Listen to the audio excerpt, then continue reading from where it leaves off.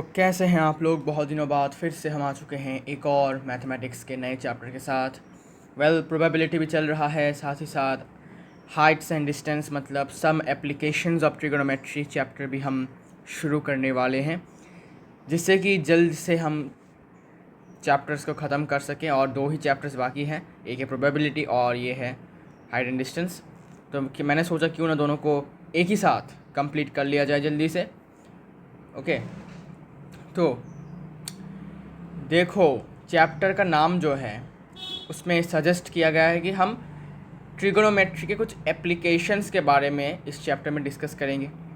Application मतलब uses, मतलब हमारे डे टू डे लाइफ में कहाँ कहाँ ये यूज़ हो सकता है या फिर होता भी है। ठीक है, तो एप्लीकेशंस के बारे में डिस्कस करने से पहले हमें कंसेप्ट्स को क्लियर करना पड़ेगा कि क्या क्या कंसेप्ट्स हमें यूज़ करना पड़ेगा इस चैप्टर में। ठीक है, तो 4 ही कंसेप्ट हैं, छोटे छोटे कंसेप्ट्स हैं, क्या क्या हैं वो हम डिस्कस करेंगे। ओके, तो सबसे पहले हमें ट्रिगोनोमेट्री के बारे में फिर से थोड़ा सा रिकैप करना पड़ेगा, बिकॉज इस चैप्टर में आपको ट्रिगोनोमेट्री के बारे में ही पढ़ना है। ओके, तो ट्रिगोनोमेट्री में हमने राइट एंगल ट्राइंगल के बारे में पढ़ा था, है ना, क्योंकि क्लास 10 तक 90 डिग्री होता है। ट्रिगोनोमेट्री को 90 डिग्री तक ही सीमित किया जाता है। ठीक है,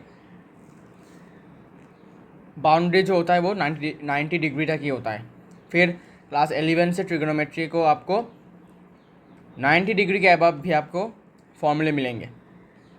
ओके, खैर, अगर मैं आपसे पूछूं कि मान लेते हैं आप सपोज यहाँ पर एक बिल्डिंग है। ठीक है, एक बिल्डिंग है और इस बिल्डिंग से, ठीक है, इस बिल्डिंग से सपोज इस बिल्डिंग का हाइट हमने h मान लिया। ठीक है, h मीटर इस बिल्डिंग का हाइट है। और इस बिल्डिंग से आप सपोज यहाँ पर खड़े हो। ठीक है, यहाँ पर खड़े हो आप। Okay, you are standing here and you are a point object. ठीक है, पॉइंट ऑब्जेक्ट का मतलब क्या है? पॉइंट ऑब्जेक्ट का मतलब कि आप डॉट के समान हो, मतलब आपका जो बॉडी है वो एक डॉट के बराबर है। ठीक है, पॉइंट ऑब्जेक्ट हमने फिजिक्स में पढ़ा था, लाइट चैप्टर में, पॉइंट ऑब्जेक्ट है ना, पॉइंट इमेज। वैसे ही पॉइंट मतलब एक डॉट के बराबर आपका क्या है? आपका बॉडी है। ठीक है, अभी इस चैप्टर में डॉट के बराबर भी हम क्वेश्चन सॉल्व करेंगे और हाइट भी दिया जाता है कभी कभी ऑब्जर्वर का। ठीक है, तो आप एक ऑब्जर्वर हो क्योंकि आप कुछ देख रहे हो। किसको देख रहे हो? सपोज इस टावर के एकदम यहाँ पर टॉप पर जाके आपको कुछ एक टंकी, वाटर टैंक सपोज दिख रहा होगा। ठीक है, अच्छा, अब हम क्या करेंगे कि इस टावर से आपकी दूरी कितना है वो निकालेंगे, मतलब जो लाइन सेगमेंट होगा जो कि होगा यहाँ से यहाँ तक का। ठीक है, तो मैं इसको नाम दे देता हूँ जिससे कि मैं आपको बोल सकूँ कि कौन सा लाइन सेगमेंट होगा। सपोज इसका नाम मैंने ए दिया, इसको बी दिया, इसको मैंने सी दिया। ठीक है, तो सी कौन है? आप हो, आप ऑब्जर्वर हो। ऑब्जर्वर मतलब जो ऑब्जर्व कर रहा है, जो देख रहा है चीज़ों को। तो सी पॉइंट पर आप हो। ठीक है, एक पॉइंट साइज के हो आप।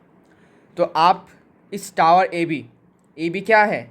ए बी यहाँ पर टावर है, ए बी जो है टावर है। इस टावर ए बी से आप मतलब पॉइंट सी तक, आप पॉइंट सी में हो, तो पॉइंट सी से लेकर पॉइंट बी तक का जो दूरी होगा वही दूरी बराबर होगा किसके साथ? जिस पॉइंट से आप टावर तक, जिस पॉइंट से आप टावर को देख रहे हो। ठीक है, या फिर कह सकते हो कि जिस पॉइंट पर आप हो वहाँ से टावर तक का जो डिस्टेंस है, ठीक है, उसी को हम क्या कहते हैं? उसको हम कहते हैं कि आप टावर से कितनी दूर हो। हम इसको ऐसे भी कह सकते हैं, या फिर हम इसको ऐसे भी कह सकते हैं कि टावर के जो पैर हैं, फीट, ओके, टावर के जो फीट है, पैर हैं, वहाँ से आपकी दूरी कितनी है, उसको ही हम कहते हैं distance between the observer and the foot of the tower, और you can say the tower.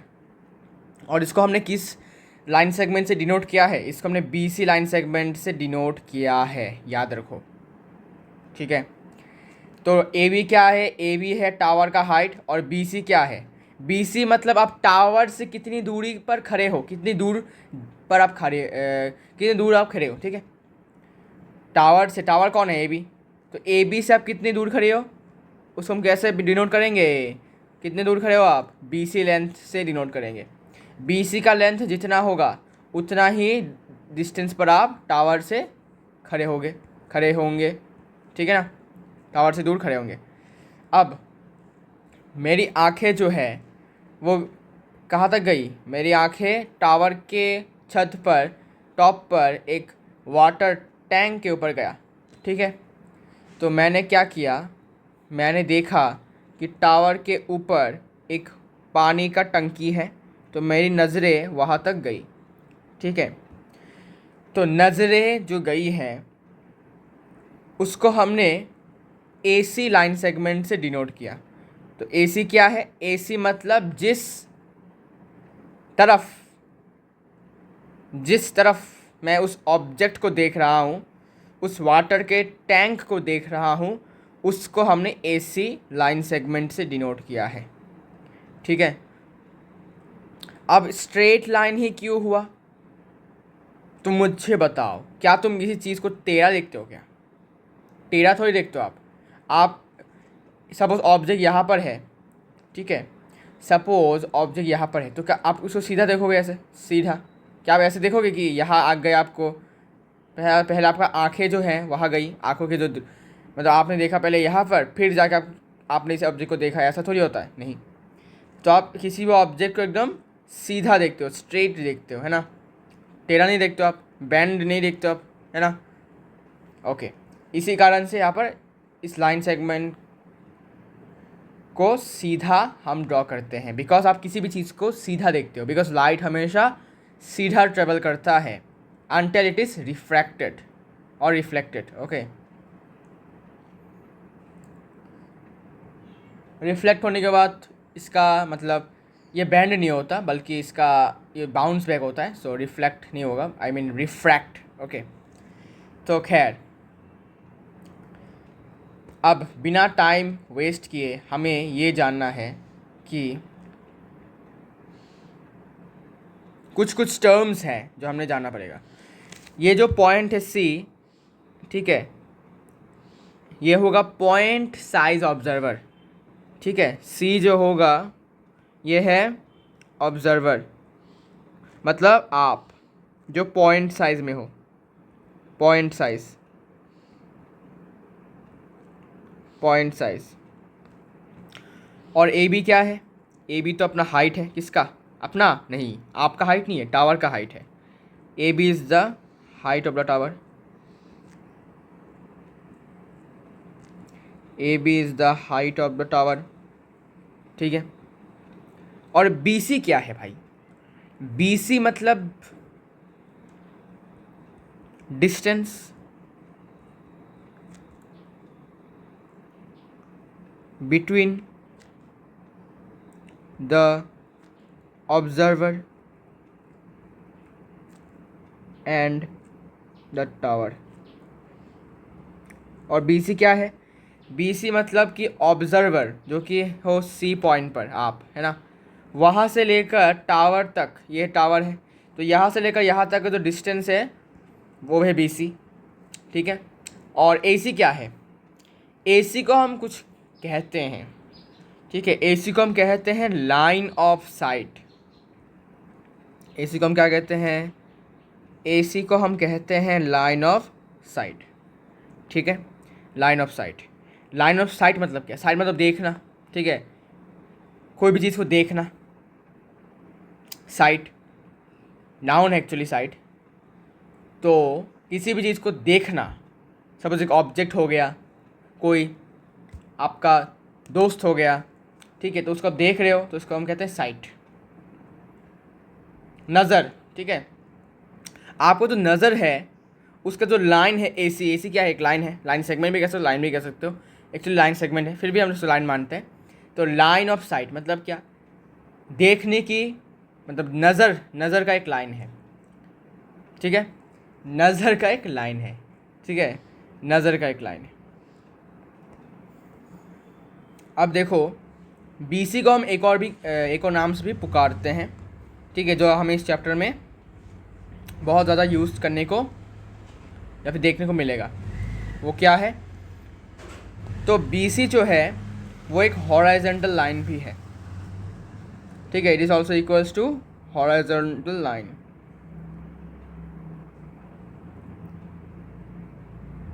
Horizontal line, ठीक है, तो बीसी हॉराइजॉन्टल लाइन भी कहलाता है, जो टर्म हमें यूज़ करना है इस चैप्टर में, ठीक है। और ये जो एंगल आपको दिख रहा है इसको हम थीटा मान लेते हैं। थीटा मतलब कोई सा भी एक एंगल, ओके। सो ये जो एंगल है, इस एंगल का एक नाम है, इस एंगल का एक नाम है, और इस एंगल का नाम क्या है, नाम है एंगल ऑफ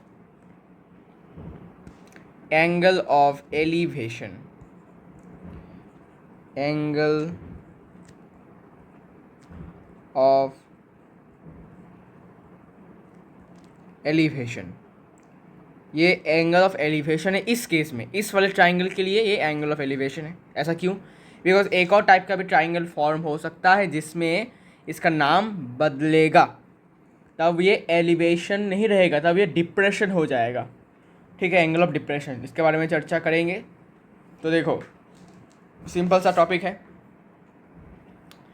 बीसी को हॉरिजॉन्टल लाइन कहते हैं, लेटा हुआ लाइन, हॉरिजॉन्टल मतलब क्या, लेटा हुआ इसका हम ऐसे याद रखते हैं। ए बी है टावर का हाइट, बी सी है कि तुम टावर से कितनी दूर पर हो, तुम टावर से कितनी दूर हो, उसी को हम बी सी कहते हैं, और इसको एक और नाम से भी कहा जाता है हॉरिजॉन्टल लाइन।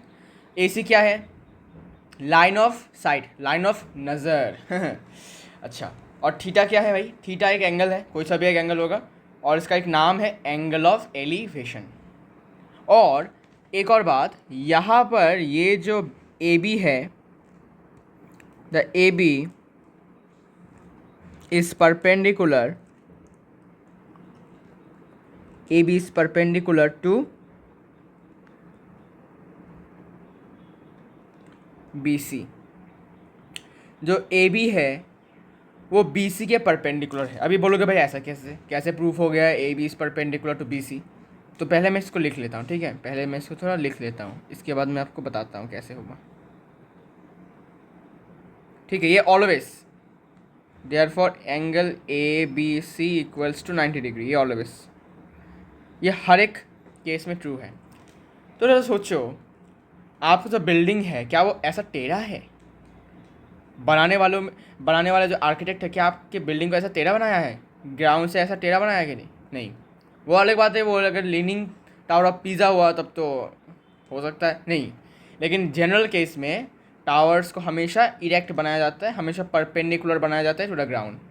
तो ये भी एक बिल्डिंग है, तो बिल्डिंग थोड़ी ऐसा टेढ़ा होगा बिल्डिंग ऐसा टेढ़ा नहीं होगा, बिल्डिंग ऐसा हमेशा परपेंडिकुलर होता है ग्राउंड के साथ। मैं ग्राउंड के साथ की बात कर रहा हूँ, मतलब जो height of the tower is always perpendicular to the horizontal line, ठीक है, ये हमेशा ट्रू है, ठीक है, ये हमेशा ट्रू है। बिकॉज अभी हो सकता है कि कुछ कुछ घर हैं जिनका मतलब स्ट्रक्चर ही कुछ ऐसा है कि ऐसा टेढ़ा बनाया है अगर आर्किटेक्ट वालों ने, पता नहीं, कुछ भी हो सकता है, लेकिन जनरल केस में टावर का जो हाइट होता है, सॉरी नॉट हाइट, टावर जो होता है वो ग्राउंड के साथ हमेशा परपेंडिकुलर होता है, हमेशा 90 डिग्री बनाता है, ठीक है। तो यहाँ पर जाके हमें क्या मिल गया, हमें एक राइट एंगल ट्राइंगल मिल गया, और हमें पता है कि राइट एंगल ट्राइंगल में हम क्या क्या लगा सकते हैं, ट्रिगोनोमेट्री फॉर्मूलेस हम लगा सकते हैं, एलोंग विद पाइथागोरस थ्योरम, वो तो है ही भाई, बचपन से क्लास 8 से क्लास 7 से पढ़ते आ रहे हैं ना पाइथागोरस थ्योरम, ओके। अब एक और तरीके का ट्राइंगल भी होता है, ठीक है। अच्छा, एक और बात, एंगल ऑफ एलिवेशन का डेफिनेशन क्या है? एंगल ऑफ एलिवेशन का डेफिनेशन है the angle between the horizontal line and the line of site. जो अपना लाइन ऑफ साइट है वो कौन सा है? अपना लाइन ऑफ साइट है ये, और अपना हॉरिजॉन्टल लाइन है ये है ना। इनके बीच में जो एंगल बनता है उसी को हम कहते हैं एंगल ऑफ एलिवेशन, है ना, एंगल ऑफ एलिवेशन, ठीक है, एंगल ऑफ एलिवेशन। तो एंगल ऑफ एलिवेशन का डेफिनेशन क्या है? The angle between the line of site and horizontal line, बस सिंपल। अब एक और तरीके का ट्राइंगल भी होता है, वो कुछ ऐसा होता है,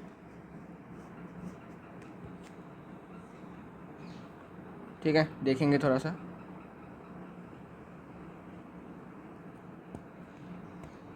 तो देखो,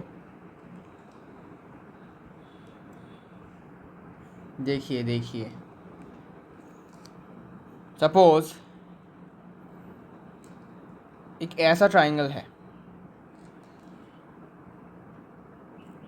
कुछ ऐसा ट्राइंगल है, ओके। अब एक तो ट्राइंगल नहीं है ये, बल्कि ये अपना एक टावर है, सपोज बिल्डिंग टावर, और हमें पता है कि ये टावर हमेशा ग्राउंड के साथ परपेंडिकुलर होता है, तो ये और ये हमेशा परपेंडिकुलर, ठीक है। ए बी और B C always perpendicular. Now A C क्या है बताऊंगा। मान लेते हैं आप अभी टावर के टॉप पर खड़े हो, एकदम छत पर आप खड़े हो, एकदम टॉप पर, और यहाँ पर एक सपोज एक आपका दोस्त है, ठीक है, पॉइंट सी पर आपका दोस्त है, आपको हाई कह रहा है, ठीक है, और आप यहाँ पर पॉइंट ए पर हो, बहुत ऊपर, ठीक है। तो आप अपने आँखों से उसको देख रहे हो, तो आपका जो लाइन ऑफ साइट होगा वो किसके बराबर होगा? वो ए सी लाइन सेगमेंट के अलॉन्ग होगा, ठीक है ना, क्योंकि आप पॉइंट साइज के ऑब्जेक्ट हो। तो आपने अपने आँखों से देखा, सीधा देखा, और आपका दोस्त यहाँ पर खड़ा था पॉइंट सी पर, तो यहाँ से यहाँ पर हमने एक लाइन सेगमेंट ज्वाइन कर दिया, और वही होगा क्या? द लाइन ऑफ साइट, देखने की यू कैन से देखने का जो लाइन है, नज़र का लाइन ठीक है। अच्छा, तो यहाँ पर भी ए सी जो है वो होगा line of sight, no change, ठीक है। A B is the height of the tower, ठीक है, इसके साथ एकदम ट्रू है, यहाँ पर जो लिखा है वही होगा यहाँ पर भी, इस वाले ट्राइंगल के लिए भी, लेकिन यहाँ पर एक डिफरेंस है, बताऊँगा। तो A B height of the tower, A C line of sight, मतलब आप यहाँ पर हो ऑब्जर्वर, और आप आपके एक दोस्त को देख रहे हो, तो लाइन ऑफ साइट हो गई ए सी के बराबर, ठीक है। और यहाँ पर आपको लिखना है ए इज़ द ऑब्जर्वर। अभी यहाँ पर ए ऑब्जर्वर है जो कि पॉइंट साइज़ का है, पॉइंट साइज़, ठीक है। अच्छा, अब क्या?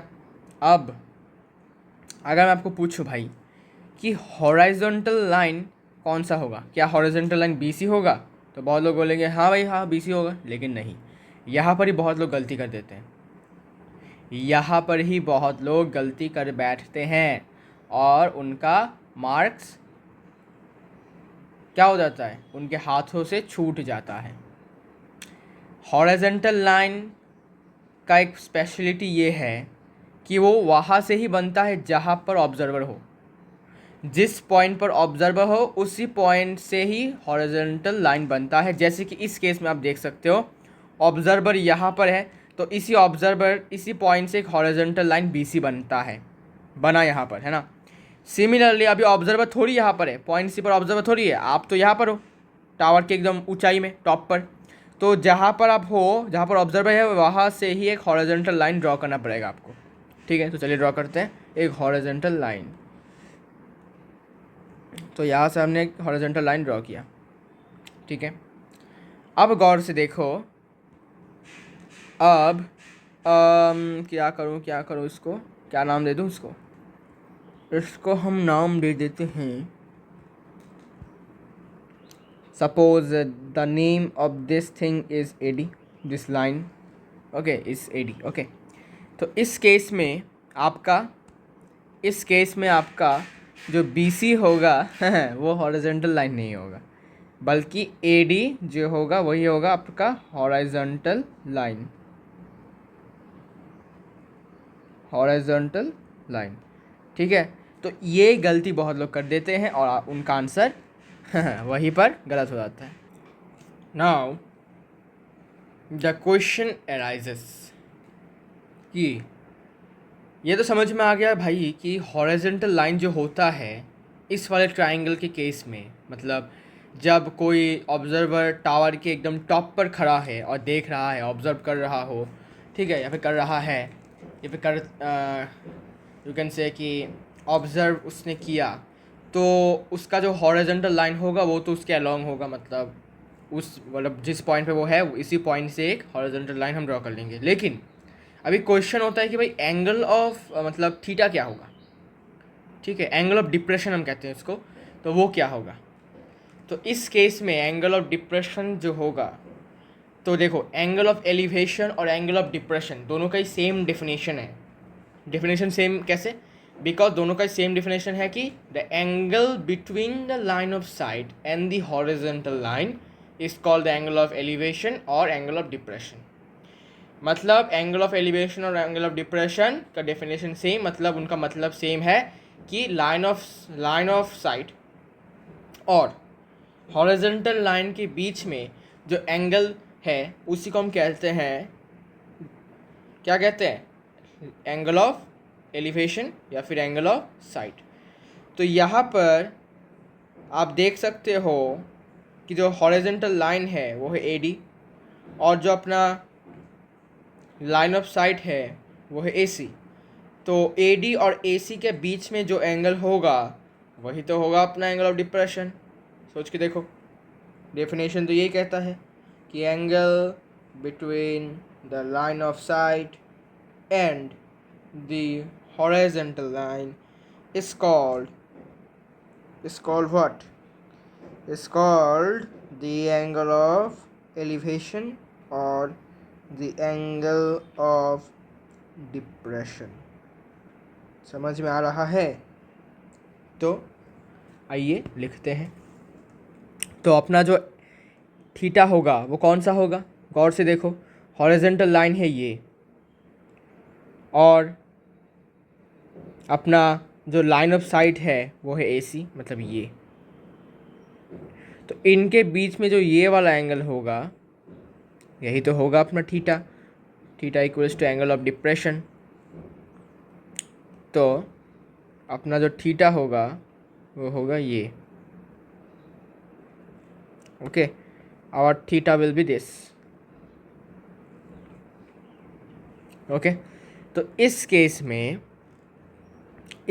में अपना जो थीटा होगा उसे हम कहेंगे एंगल ऑफ डिप्रेशन। तो गौर से देखने वाली बात यह है कि डेफिनेशन में कोई अंतर नहीं है। एंगल ऑफ एलिवेशन और एंगल ऑफ डिप्रेशन दोनों का ही डेफिनेशन सेम है, लेकिन असली अंतर आता है इनके फिगर में, डायग्राम में इनका असली यू कैन से कि डिफरेंस होता है। ठीक है, अब समझ में आया? ठीक है, तो अभी डिफिनेशन भी लिख लेते हैं। आइए, the line of site,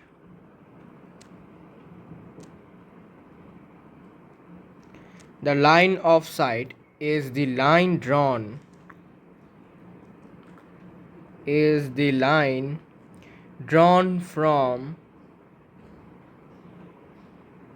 from the eye of an observer किसी भी ऑब्जर्वर के आँखों से उस लाइन को ड्रॉ किया जाता है कहाँ तक, उस पॉइंट तक।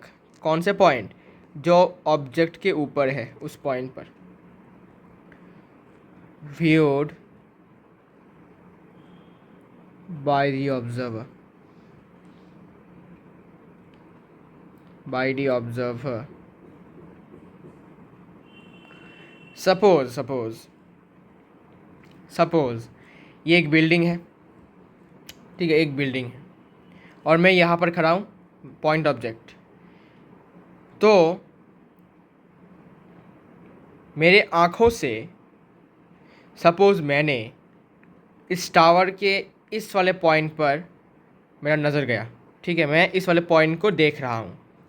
तो जो लाइन में ड्रॉ करूँगा यहाँ से यहाँ तक, उसी लाइन को हम कहते हैं लाइन ऑफ साइट। अब ऐसा हो सकता है कि भाई मेरा आँखें जो है पहले यहाँ था, ठीक है, मेरे आँखों सॉरी यहाँ से पहले मेरे आँखें यहाँ पर गए, ठीक है, इस टावर के। फिर मैं सोचा नहीं भाई, मैं अभी टावर के हाइट टॉप को देखना चाहता हूँ, तो यहाँ से लेकर यहाँ तक फिर से हम एक और लाइन सेगमेंट या फिर लाइन ड्रॉ करेंगे और ये भी होगा अपना line of site.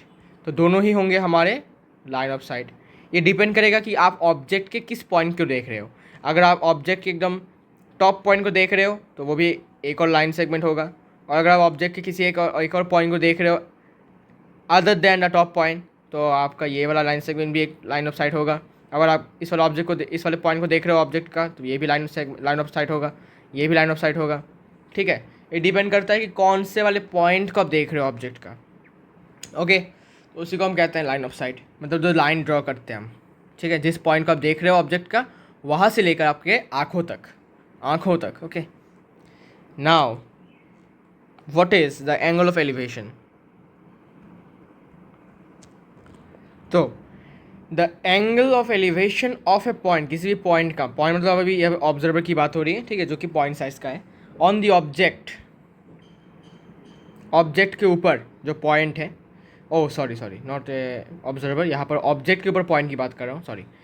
The angle of elevation of a point on the object being viewed is the angle formed by the line of site with the horizontal when it is above the horizontal level, that is the case when we raise our head to look at a point on object।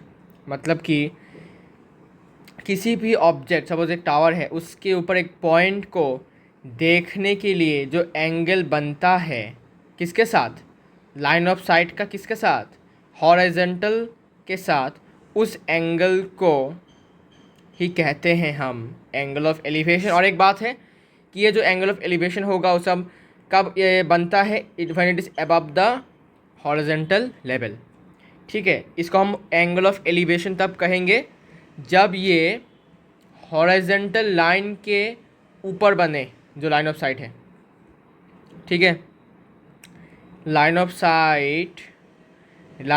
Site जब horizontal के ऊपर बन रहा है, ठीक है, horizontal line ये है और लाइन ऑफ साइट यहाँ पर है, तो थोड़ा ऊपर बन रहा है। लेकिन डिप्रेशन के केस में देख सकते हो ये हॉरिजॉन्टल लाइन होता है और ये लाइन ऑफ साइट, देखो हॉरिजॉन्टल लाइन के नीचे बन रहा है ये लाइन ऑफ साइट, तब इसे हम कहेंगे इस एंगल को एंगल ऑफ डिप्रेशन, ठीक है।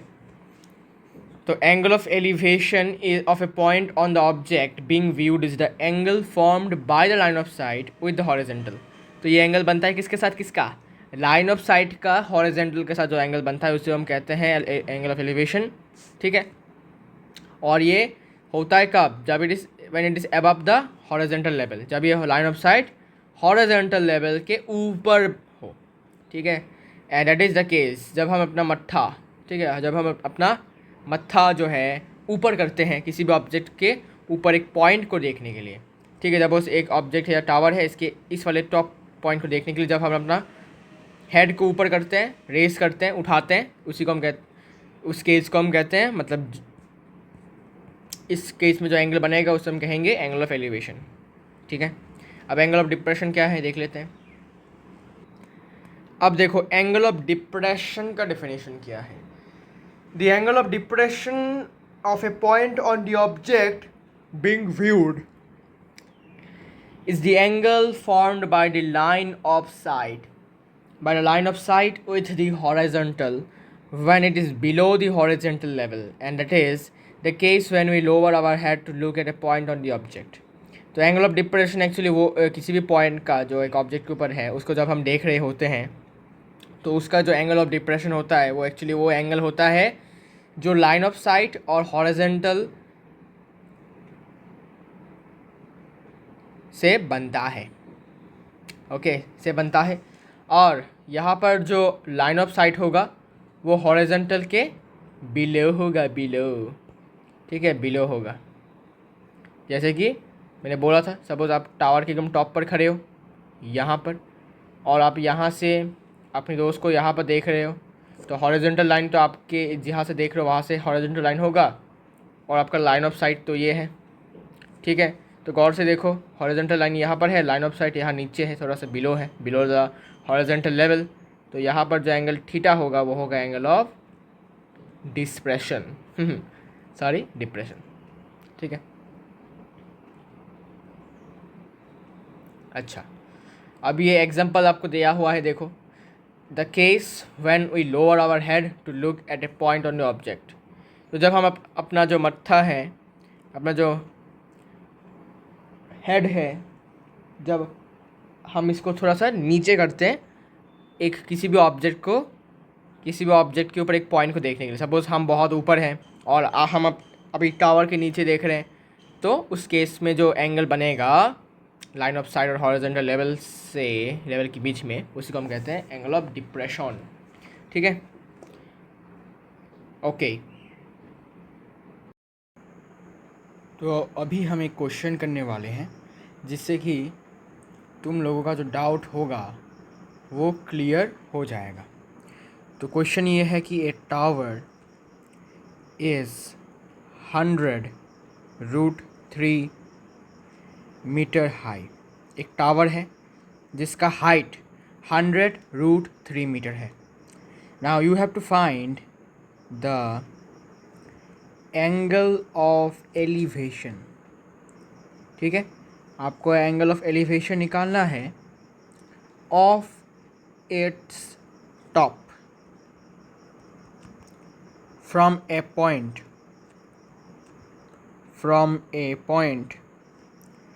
100 meter away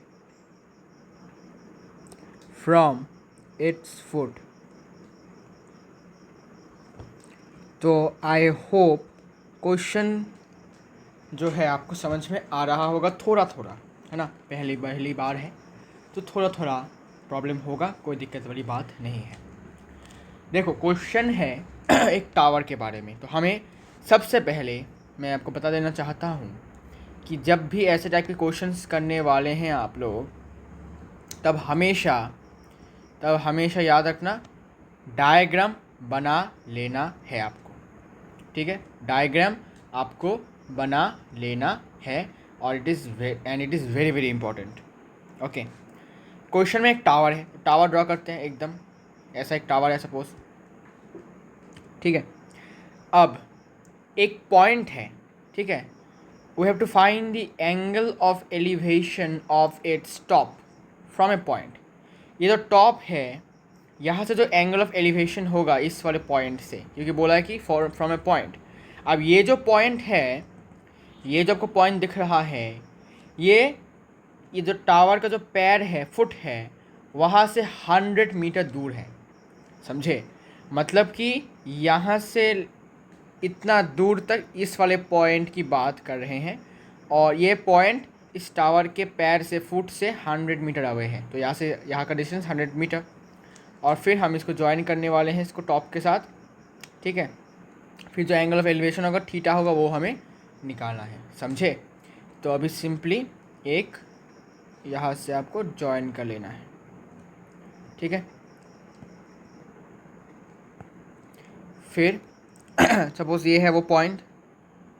ठीक है, सपोज़ ये पॉइंट जो एक ऑब्जर्वर है, ठीक है, एक ऑब्जर्वर है, देखने वाला है, वो टावर के टॉप को देख रहा है, तो उसका लाइन ऑफ साइट कौन सा होगा? उसका लाइन ऑफ साइट होगा ये वाला लाइन, है ना, उसका लाइन ऑफ साइट होगा ये वाला लाइन, और इसका हॉरिजॉन्टल लाइन होगा ये। तो नाम दे देता हूँ, अच्छा होगा, तो इसको नाम दे देता हूँ इसको ए, इसको नाम दे देता हूँ इसको बी, इसको सी।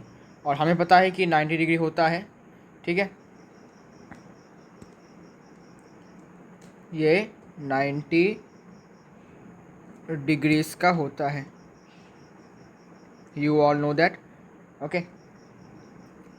अभी हमें पता है कि BC का जो लेंथ है वो है 100 मीटर, बिकॉज बोला है जो पॉइंट है C, जो पॉइंट C है वो टावर AB टावर है, उसके पैर से 100 मीटर दूर है, away 100 metre away from the foot. और टावर AB टावर है, इसका हाइट कितना है 100√3, 100√3 मीटर। क्लियर है। हमें क्या करना है, हमें एंगल थीटा मतलब एंगल ऑफ एलिवेशन, ये वाला हमें थीटा निकालना है, ठीक है। अब थीटा निकालने के लिए हम क्या करने वाले हैं, देखो तो स्टेटमेंट वाइज सबको मैं बता देता हूँ कैसे लिखना है एग्जाम में, ओके। देखो सबसे पहले आपको लिखना है कि AB equals to 100√3 equals to height of the tower,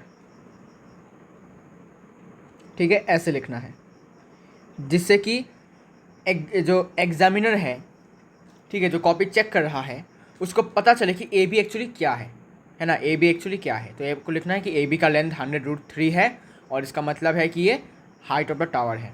तो तुम ये लिखने के बाद फिर BC लिख देना। BC क्या है भाई, BC है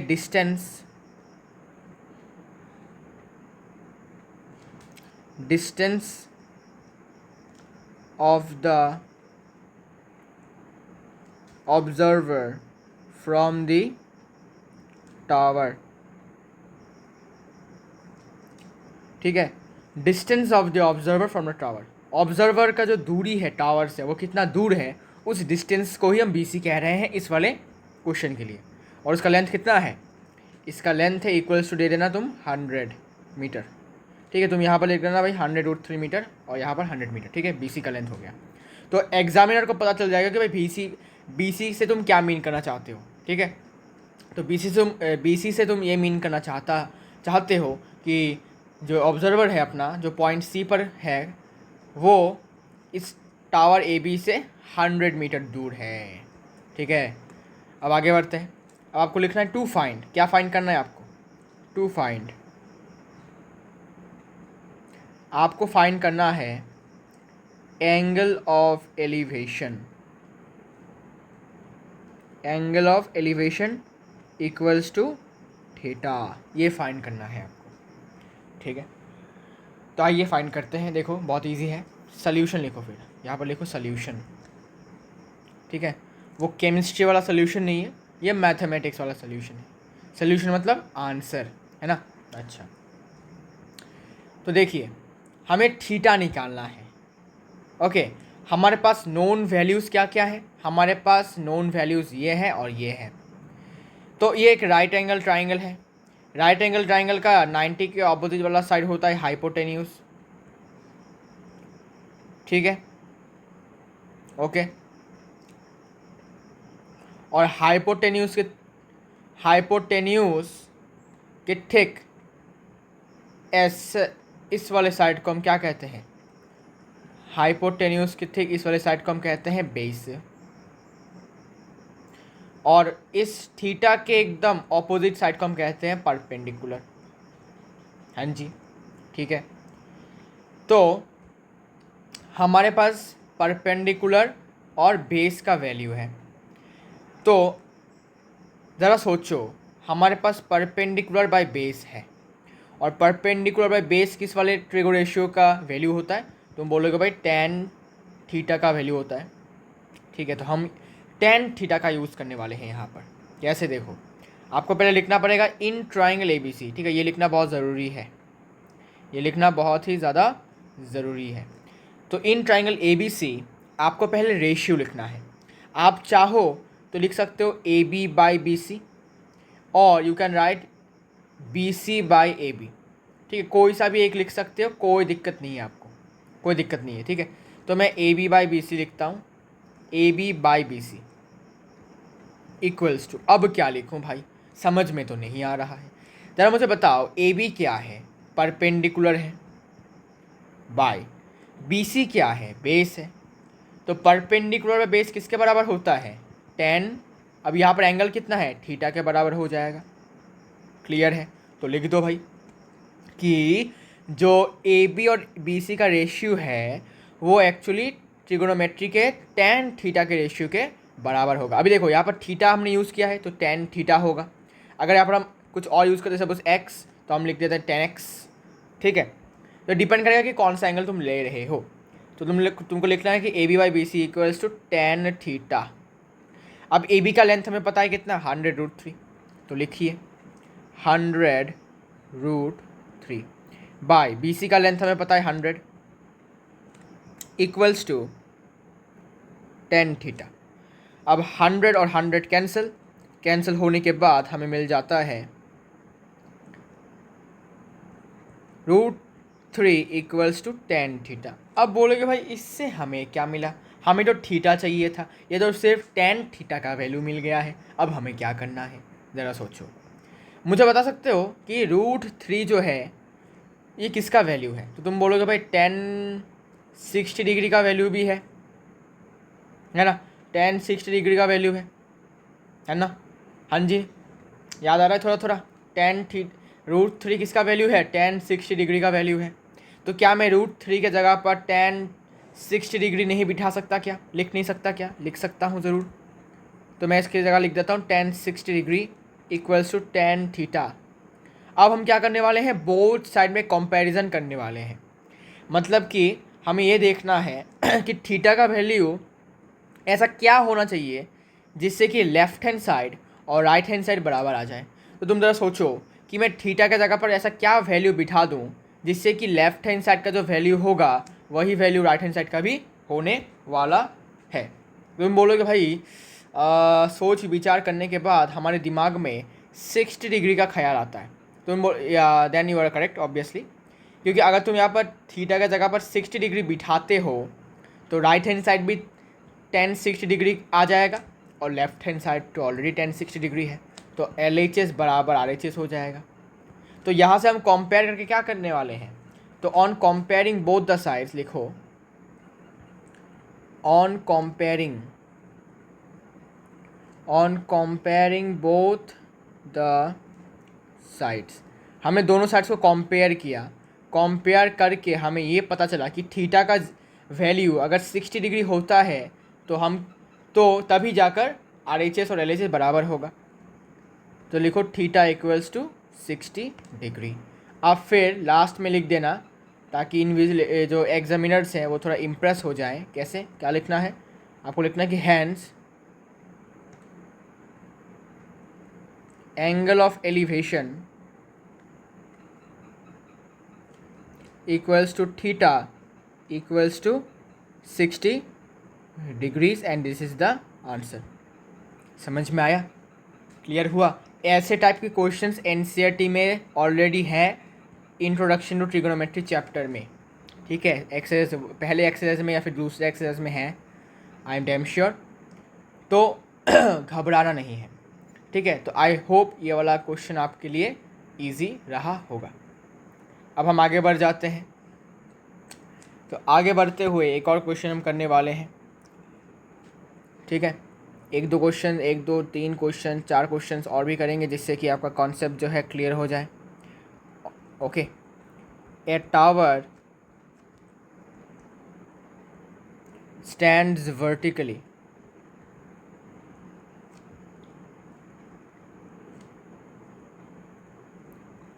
on the ground from a point on the ground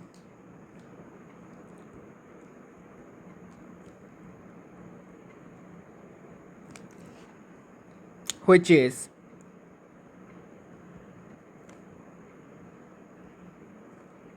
15 meter away from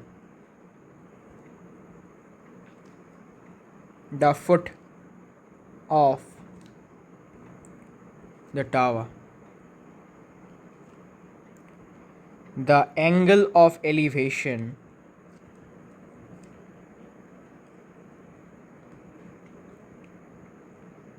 the angle of elevation of the top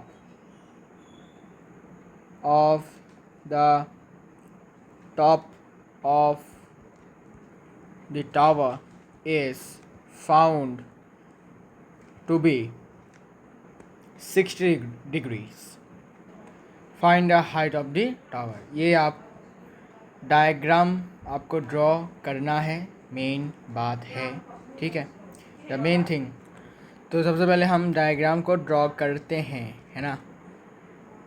तो डायग्राम को ड्रॉ करने से पहले मैं बता देना चाहता हूँ आपको कि डायग्राम को पहले मतलब ड्रॉ करने से नहीं होगा। तो मैं कह रहा था कि सबसे पहले डायग्राम करने से नहीं होगा, डायग्राम को ठीक ठाक करना भी आपके दिमाग में होना चाहिए। डायग्राम अगर गलत हुआ तो आपका पूरा आंसर गलत होने वाला है, इसलिए डायग्राम करने से नहीं होगा, डायग्राम को ठीक तरीके से करना है। तो देखो, ए tower stands vertically on the ground, vertically मतलब 90 डिग्री बनाकर ग्राउंड के ऊपर खड़ा है एक tower, okay. From a point on the ground which is 15 metre away from the foot of the tower. तो ग्राउंड के ऊपर एक पॉइंट है और टावर सपोज यहाँ पर है, तो टावर के फुट से जो पॉइंट है ये 15 मीटर दूर है, okay. The angle of elevation of the top of the tower, suppose यहाँ पर तुम खड़े हो और तुम टावर के टॉप को देख रहे हो, तो तुम्हारा लाइन ऑफ साइट होगा ये। तो angle of elevation of suppose theta मान लेते हैं, अब कुछ दिया है क्या, अच्छा सॉरी 60 डिग्री दिया है। So let it be A B C, this is 90 degree and we have to find the height of the tower, we have to find A B, okay. So like this triangle ठीक ठाक नहीं है, 90 degree नहीं बना है, अब बना है 90 डिग्रीज। नाउ तो as you can see, level कर लेते हैं, इसको नाम दे देते हैं ए बी सी। तो टावर है ए बी, इसका हाइट सपोज एच है और बी सी हमें पता है कि 15 मीटर है, बिकॉज आप टावर के पैर से फुट से 15 मीटर दूर हो, यहाँ पर खड़े हो आप, और आपके आँखों से आप टावर के टॉप को देख रहे हो, ठीक है, यहाँ तक देख रहे हो। तो आपका लाइन ऑफ साइट होगा ए सी, और जो एंगल आप बनाओगे मतलब एंगल ऑफ एलिवेशन बनेगा, एंगल ऑफ एलिवेशन जो बनेगा वो क्वेश्चन में गिवन है 60 डिग्रीज, ठीक है, कितना होगा 60 degrees. So now we have to write that A B equals to height of tower equal to H metre let, ठीक है। And then B C equals to distance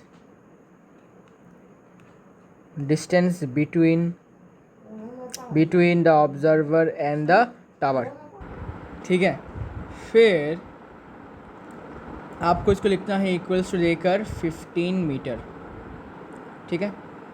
now angle of elevation जो कि theta है वो 60 degree given है, angle of elevation equals to theta equals to 60 degrees, okay. अब क्या करना है, हमें एच निकालना है, उसके लिए हमारे पास एंगल है और एक साइड गिवन है। तो ज़रा सोचो कि अगर मैं इस साइड का रेशियो और इस साइड का रेशियो लिखता हूँ तो मैं क्या लिख सकता हूँ, बताओ। अगर मैं A B by B C लिखूँ तो ए बी है परपेंडिकुलर, बी सी है बेस, और परपेंडिकुलर बाई बेस का जो रेशियो होता है वो किसके बराबर होता है, 10, यहाँ पर एंगल कितना है 60, तो 10 60 के बराबर होगा, ठीक है। ऐसे आपको लिखना है। हमारे पास बी सी है 15, तो A B by 15 equals to 10 60 का वैल्यू √3, तो यहाँ से ए बी का वैल्यू इक्वल्स टू 15√3 और यही होगा हाइट ऑफ द टावर। तो ऐसे क्वेश्चन को आपको सॉल्व करना है, ठीक है। आई नो अभी प्रॉब्लम हो सकता है, पहली बार है, थोड़ा प्रॉब्लम हो सकता है, लेकिन कोई चिंता करने की बात नहीं है। सिंपली आपको लिखना है कि इन ट्राइंगल, आप इससे पहले का टू फाइंड लिख लेना, to find the height of the tower that is A B, ठीक है। और फिर सॉल्यूशन लिख के मैं डायरेक्ट लिख देता हूँ, टाइम वेस्ट होता नहीं तो, ठीक है। इन ट्राइंगल ए बी सी आपको लिखना है कि ए बी के साथ, अच्छा मान लो भाई मैंने बी सी के साथ ए बी का रेशियो लिया, ठीक है। बहुत लोग बोलेंगे भाई तुम भाई ए बी के साथ बी सी का रेशियो ले रहे हो, तुम बी सी के साथ ए बी का रेशियो ले लो, तो देखते कितना होगा। देखो अब गौर से देखो, ये जो एंगल है ये 60 है, इसके एस्पेक्ट में ये परपेंडिकुलर, ये बेस और ये हाइपोटेन्यूस, ठीक है। बी सी क्या है, बेस है, ए बी क्या है, परपेंडिकुलर। बेस बाय परपेंडिकुलर कौन सा रेशियो होता है, कॉट, है ना। कॉट कितना, कॉट थीटा, और यहाँ पर थीटा कितना है, थीटा 60, तो मतलब B C by A B जो होगा वो कॉट 60 के बराबर होगा, समझे। अगर A B by B C होता तो tan 60 होता, अब ये B C by A B है इसलिए ये होगा कॉट 60, ठीक है। तो रेशियो पे डिपेंड करता है कि कौन सा रेशियो होगा, क्या वो tan होगा, कॉट होगा, कोसेक होगा, सेक होगा, ठीक है, साइन होगा, कॉस होगा, ये डिपेंड करता है कि आपने कौन सा रेशियो लिया, ठीक है। आपकी मर्ज़ी है, सपोज़ मैंने तो B C by A B लिया, अभी कोई एक और स्टूडेंट ले सकता है A B by B C, तो उसके लिए जो है रेशियो बड़ा चेंज हो जाएगा, tan हो जाएगा उसके लिए, मेरे लिए कॉट रहेगा, लेकिन आंसर दोनों का ही सेम आएगा, ठीक है। आंसर में नो कॉम्प्रोमाइज़, ठीक है, आंसर सेम आएगा सबका, लेकिन बहुत लोगों का रेशियो लेने का तरीका गलत नहीं, डिफरेंट हो सकता है, ठीक है। तो चिंता करने की कोई बात नहीं है, तो इसको आपको लिख देना है कॉट 60 इम्प्लाइज। अब देखो बी सी का लेंथ नहीं पता, एच है, इसको हमने मान लिया था एच बाय ए बी का लेंथ है कितना, सॉरी ये 15 होगा, बी सी का लेंथ 15 है, ए बी का लेंथ है एच, हमने मान लिया था, equals to cot 60 degrees. Cot 60 कितना होता है, कॉट 60 होता है 1/√3, तो लिख दो 1/√3, ठीक है। अब यहाँ से एच का वैल्यू निकाल लो, तो एच का वैल्यू सिंपल है, एच इक्वल्स टू, अब देखो ये क्रॉस मल्टीप्लिकेशन होगा, ये और ये क्रॉस मल्टीप्लिकेशन होकर 15√3 होगा, तो एच इक्वल्स टू 15√3 मीटर। तो इस टावर का हाइट कितना है, इस टावर का हाइट है 15√3 मीटर के बराबर। अभी क्वेश्चन में अगर ब्रैकेट में लिख दिया जाता है, क्वेश्चन में ब्रैकेट में √3 इक्वल्स टू 1.732 समथिंग, तब आपको √3 का वैल्यू यहाँ पर लास्ट में पुट करना है, नहीं तो ज़रूरत नहीं है। अगर क्वेश्चन में ब्रैकेट में छोटा करके लिखा है तब जाके आपको पुट करना पड़ेगा √3 का वैल्यू इस वाले जगह पर, अगर नहीं गिवन है तो बाहर में जाइए, ज़रूरत नहीं है, ठीक है। अच्छा जी, तो थोड़ा थोड़ा आपको शायद नॉलेज आ रहा होगा कि कैसे क्वेश्चन को सॉल्व करना है, ठीक है। तो और भी आपका नॉलेज क्लियर करने के लिए मैं और भी क्वेश्चंस करवाऊंगा, चिंता नहीं करो, चिंता मत ही करो, ठीक है। आगे बढ़ते हैं। तो क्वेश्चन आप देख सकते हो अपने स्क्रीन पर, a kite is flying at a height of 60 metre above the ground. The string attached to the kite is temporarily tied to a point on the ground. The inclination of the string with the ground is 60 degrees. Find the length of the string assuming that there is no slack in the string. तो simple सा question है, पूछा नहीं गया, बताया गया है कि एक काइट है, एक पतंग है जिसको ग्राउंड से 60 मीटर एबव, 60 मीटर की ऊंचाई पर उड़ाया जा रहा है। सपोज़ यहाँ पर वो काइट है, ठीक है, और फिर जो स्ट्रिंग है उसको ग्राउंड पर, ज़मीन पर किसी भी एक सपोज़ पत्थर से, ये पॉइंट जो है सपोज़ एक पत्थर है, इस पत्थर से बांध के रखा गया है फॉर टेम्पोररी टाइम, ठीक है, for temporary period of time.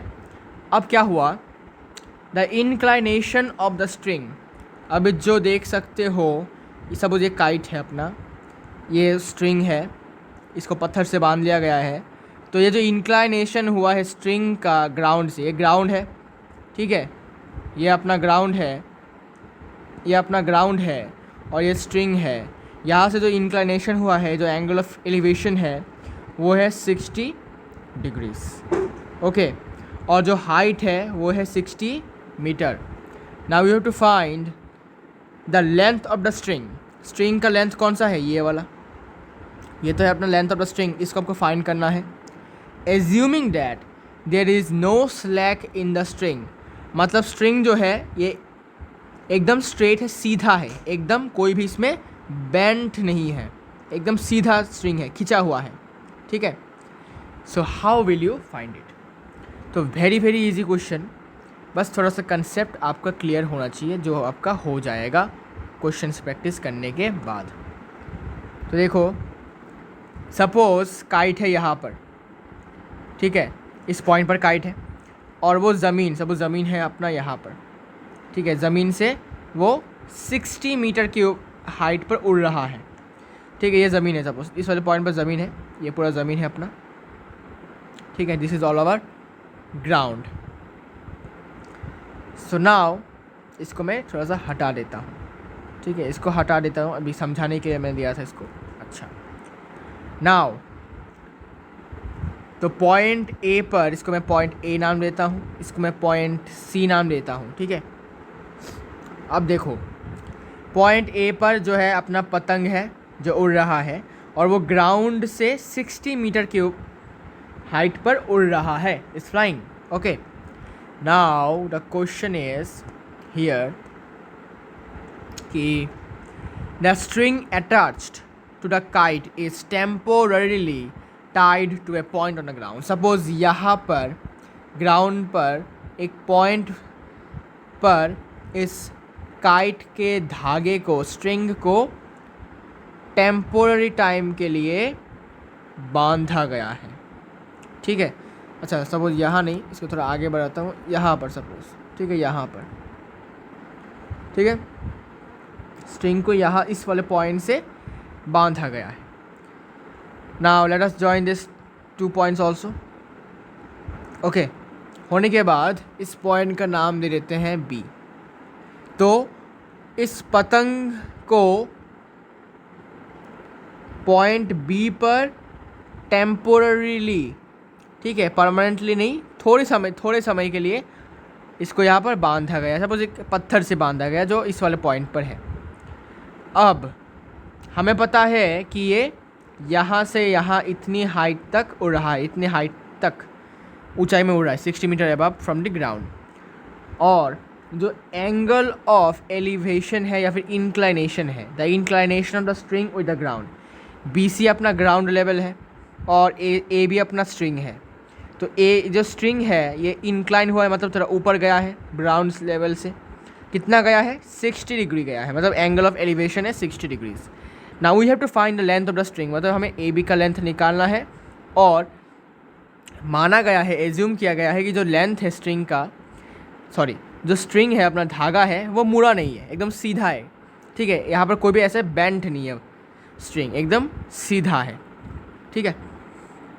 तो ऑलरेडी पता है हमें कुछ बातें कि ये 90 डिग्री होता है ना, हमें कुछ बातें ऑलरेडी पता है कि ये 90 डिग्री ही होता है, ठीक है, ग्राउंड से परपेंडिकुलर होता है।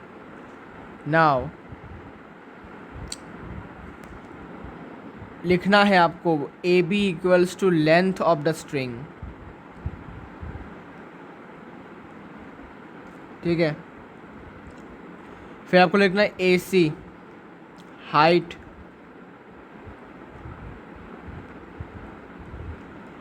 Of the kite from the ground, above the ground लिख सकते हो,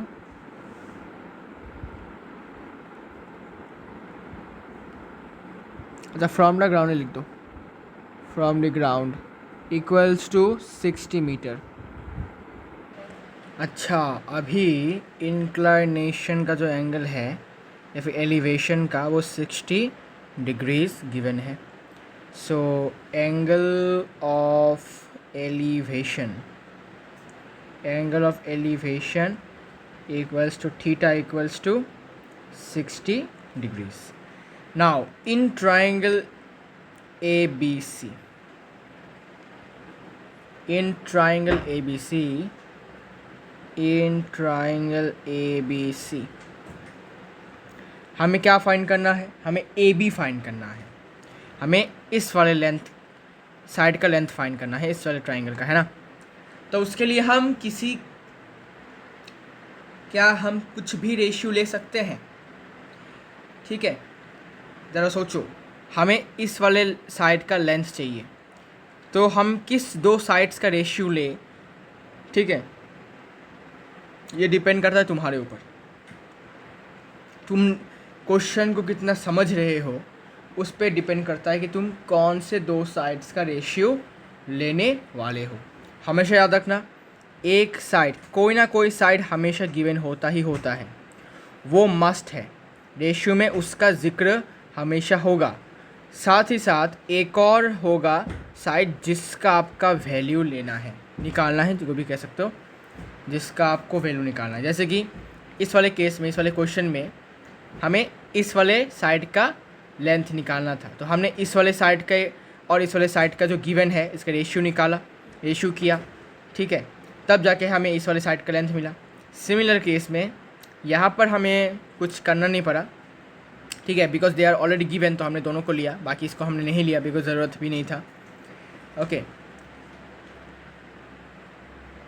लेकिन इस वाले केस में हमने क्या किया, जो अननोन है और जो नोन है उन दोनों का रेशियो किया। बल्कि हमने इसका रेशियो क्यों नहीं किया, हमने AC बाई BC क्यों नहीं किया, बिकॉज हमें AC नहीं पता, BC पता है, ठीक है। तो यहाँ से हमें AC मिल जाता, लेकिन भाई साहब हमें AC तो नहीं चाहिए, हमें तो AB चाहिए। तो हमने जो चीज़ हमें चाहिए उसके साथ जो हमें ऑलरेडी गिवन है उसका रेशियो हमने हमेशा किया, फालतू का चीज़ हमने नहीं किया, है ना। तो यहाँ पर भी हमें चाहिए क्या, हमें ये वाला साइड चाहिए, सर हाइट नहीं, सॉरी, ये वाला हमें इसका लेंथ चाहिए, सपोज इसका लेंथ है x। तो जो नोन है, नोन क्या है, नोन है ये, और जो अननोन है, अननोन क्या है, अननोन है ये वाला x, सपोज उन दोनों का रेशियो आपको करना है। अब तुम रेशियो को कैसे भी कर सकते हो, AB बाई AC भी कर सकते हो या फिर AC बाई AB कर सकते हो, तुम्हारे ऊपर डिपेंड करता है ये, ठीक है। तो AB बाई AC,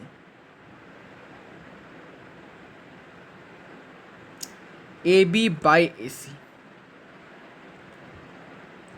अब ज़रा गौर से देखो, AB बाई AC का रेशियो किसके बराबर होगा। AB क्या है, इस वाले ट्राइंगल का हाइपोटेन्यूज है, और AC क्या है, परपेंडिकुलर है। हमने किसका रेशियो किया, हमने हाइपोटेन्यूज मतलब AB और परपेंडिकुलर मतलब AC का रेशियो किया। तो हाइपोटेन्यूज और परपेंडिकुलर का रेशियो क्या किसके बराबर होता है, ज़रा याद करके देखो, ये कोसेक के बराबर होता है। और यहाँ पर एंगल कितना है भाई, थीटा कितना है, 60, तो ये कोसेक 60 डिग्री के बराबर हो जाएगा, समझे। और अगर मैं यहाँ पर AB बाई AC के जगह पर AC बाई AB लिख देता तो क्या कोसेक ही रहता, जी नहीं। अभी AC क्या है, परपेंडिकुलर, AB क्या है, हाइपोटेन्यूज, और परपेंडिकुलर और हाइपोटेन्यूज का रेशियो जो है वो साइन 60 डिग्री के बराबर होता, ठीक है। तो डिफरेंट रेशियोज मिलेंगे अगर हम डिफरेंट रेशियो, मतलब रेशियो अगर हम थोड़ा सा चेंज करें तो, लेकिन आंसर सेम आएगा, ठीक है। तो AB by AC equals to cosec 60 degrees, ठीक है। इम्प्लाइज AB हमें नहीं पता, रहने दो, AC पता है ना, तो लिख देते हैं 60, ठीक है। 60 इक्वल्स टू कोसेक 60 डिग्री का वैल्यू कितना है, हमें पता है कि साइन 60 डिग्री का वैल्यू √3/2 है, तो कोसेक इसका उल्टा हो जाएगा, तो 2/√3। ये टेक्निक है मेरा, मैं भी ऐसे ही इसको याद रखता हूँ, है ना। मैंने एक्चुअली कोसेक, सेक और कॉट का वैल्यू कभी याद ही नहीं किया, मैंने बस साइन, कॉस और टेन का याद किया। बस जब ज़रूरत पड़ता है तो हम टेन का उल्टा कर देते हैं तो हमें कॉट मिल जाता है, सेक का उल्टा कर देते हैं तो कॉस मिल जाता है, साइन का उल्टा कर देते हैं तो कोसेक मिल जाता है, ठीक है। Okay, now what is the value of AB from here. तो AB इक्वल्स टू 60 × 2/√3। और हाँ, जब भी देखो कि आपके आंसर में फ्रैक्शन आता है तो कोई दिक्कत नहीं है, लेकिन अगर फ्रैक्शन के डिनोमिनेटर में अगर ऐसे रूट वाले कुछ आ जाए, मतलब इरेशनल वैल्यू अगर आ जाता है, तो इसको रैशनलाइज करना आपका जिम्मेदारी है, ये आपको कोई नहीं बताएगा, तो मैं बता देता हूँ। तो बोथ साइड में ऊपर नीचे आपको √3 से मल्टीप्लाई करना है, ठीक है, नीचे भी और ऊपर भी। √3 इक्वल्स टू 60 इंटू 2 कितना हो जाता है 120 √3 बाई √3 इंटू √3 कितना होता है 3 और 3 को 120 से डिवाइड किया तो 40 so from here we get 40√3 meter. मतलब ये किसका वैल्यू मिल गया, ये हमें लेंथ ऑफ द स्ट्रिंग मिल चुका है। सो लेंथ ऑफ द जो कि किसके बराबर है ए बी के बराबर है और वो इसका वैल्यू कितना आ चुका है हमारे पास 40√3 meter and this is the answer. तो यहाँ पर ही हम इस वाले वीडियो का एंड करने वाले हैं। नेक्स्ट वीडियो में हम और भी क्वेश्चन सॉल्व करेंगे और फाइनली हम एक्सरसाइज स्टार्ट करेंगे। तो मिलते हैं नेक्स्ट वीडियो में।